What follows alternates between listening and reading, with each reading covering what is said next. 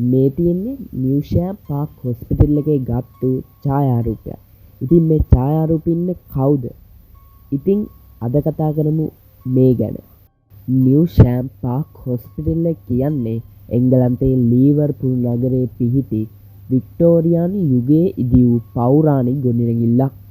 ඉතින් මේ මුලදී නාවිකයන්ගේ දරුවන් සඳහා අනාථාගාරයක් ලෙස ඉදිකරන ලද අතර පසුව මනෝවිකාර සහ අනපිත් රෝග සඳහා රෝහලක් ලෙස පරිවර්තනය කෙරුණි. ඉතින් 1997 දී මෙම ගොඩනැගිල්ල පසාදමන්න වෙලා තියෙනවා. පසුව ගෝස් හන්ටර්ස් සහ පැරනෝමල් කේසස් සඳහා මේ රෝහල ජනප්‍රිය ස්ථානයක් බවට පත් වෙලා තියෙනවා. 2007 අමුත්තන්ගේ ඡායාරූපයක අද්භූත මුහුණක් තිබීම.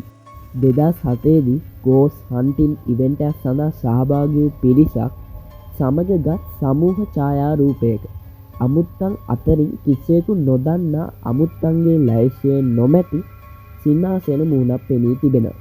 ඉතින් මෙම මුහුණ කවුරුත් දැක තිබිලා නැහැ. ඉතින් ඒ ඡායාරූපය ගැනීමේදී කිසිවෙකුට නොපෙනී සිටින බවත් වාර්තා වෙලා තියෙනවා. මෙම සිදුවීම පැරනෝමල් කමියුනිටි තුළ විශාල අවධානයක් දිනා ගන්න සමත් වෙලා තියෙනවා. 2016 රෝහල අසල දිස්සන අද්භූත චරිතය. 2016 දී හෙල්තර් සයිස් නම් කාන්තාවක් නිව්ෂෑම් පාක් හොස්පිටල් ඉදිරිපිට ඡායාරූපයක් ගත් අතර පසුව එම ඡායාරූපය පරීක්ෂා කිරීමේදී ගොඩනැගිල්ල අසලින් දිස්සෙන අඳුරු චරිතයක් පෙනී තිබිණි.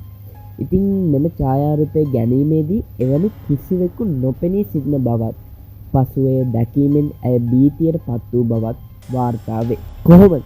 අද වීඩියෝ එක හොඳද? ඉතින් හොඳ නම් channel එක subscribe කරලා support එකක් දෙන්න.